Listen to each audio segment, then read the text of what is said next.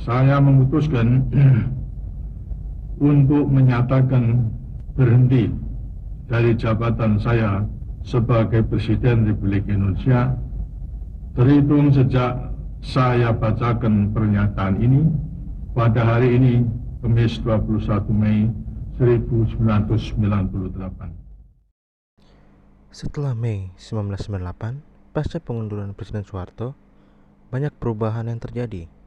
Salah satunya adalah penambahan dua lembaga negara, yaitu lembaga DPD RI dan Mahkamah Konstitusi. Kali ini saya akan membahas mengenai lembaga DPD RI. Mari kita simak.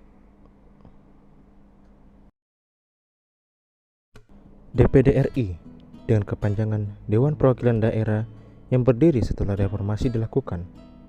DPD berdiri setelah amandemen ketiga disahkan pada tahun 2001 tentang lembaga negara. Saat ini, anggota DPD RI berisikan 136 orang dengan ketentuan 4 orang dari setiap provinsi. Jika kita melihat website DPD RI yang resmi, pada bagian latar belakang dijelaskan bahwa DPD RI dibentuk untuk guna memenuhi keadilan masyarakat daerah dalam kehidupan nasional serta memperkuat negara kesatuan Republik Indonesia.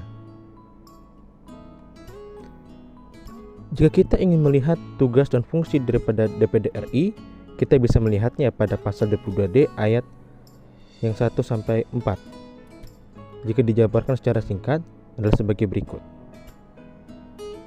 Yang pertama, Dewan Perwakilan Daerah atau DPD dapat mengajukan kepada Dewan Perwakilan Rakyat rancangan undang-undang. Yang kedua, Dewan Perwakilan Daerah ikut membahas rancangan undang-undang. Dan yang ketiga, Dewan Perwakilan Daerah dapat melakukan pengawasan atas pelaksanaan undang-undang tersebut.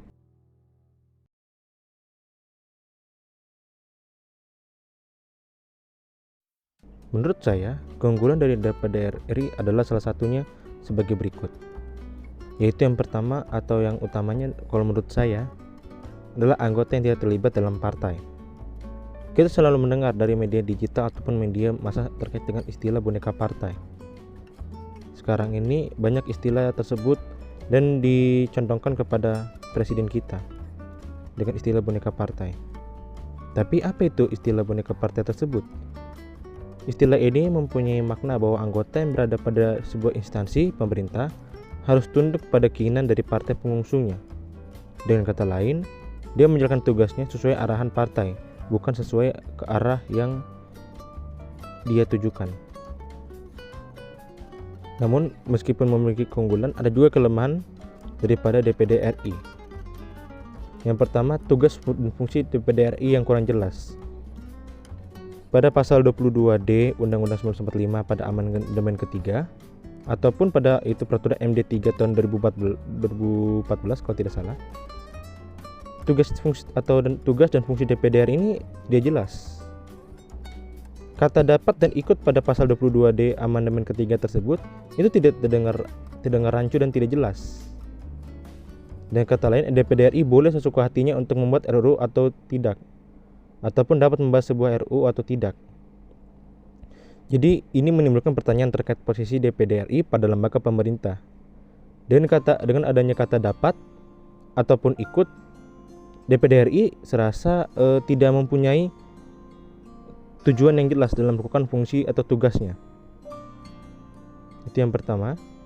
Dan yang kedua, suara yang sedikit. Jika kita ingat kembali seperti yang saya jelaskan di atas, total anggota DPD RI ialah 136 orang dari 4 provinsi yang berbeda. Ini menjadikan tidak jelas suara DPD RI tersebut. Mengingat anggota daripada DPD RI akan ikut dalam bahas rancangan undang-undang bersama dengan DPR.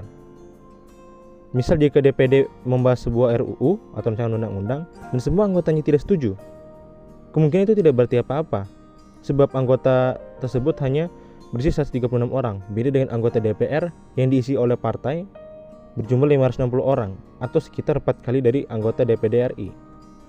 Jadi kemungkinan suaranya ini tidak berarti apa-apa. Maka tugas DPD RI dan fungsinya bersama dengan suara yang sedikit ini menjadi tidak jelas kemajuannya. solusi yang saya sarankan ini adalah salah satunya atau yang utama adalah untuk penguatan fungsi DPD RI.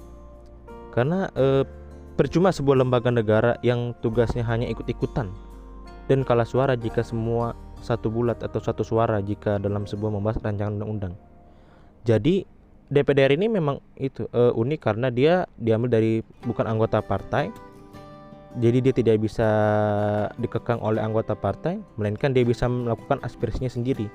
Namun karena kelemahannya tadi, yaitu tugas dan fungsi DPD RI hanya ikut atau dapat, atau tidak ikut dan tidak dapat gitu kan, jadi tidak jelas begitu tugasnya, sehingga ini menimbulkan itu pertanyaan. Jadi posisi DPD RI itu apa di lembaga pemerintah? Jadi yang saya sarankan adalah penguatan fungsi DPD RI itu penting supaya bisa berkembang ke depannya lagi untuk lembaga Dewan Perwakilan Daerah ini.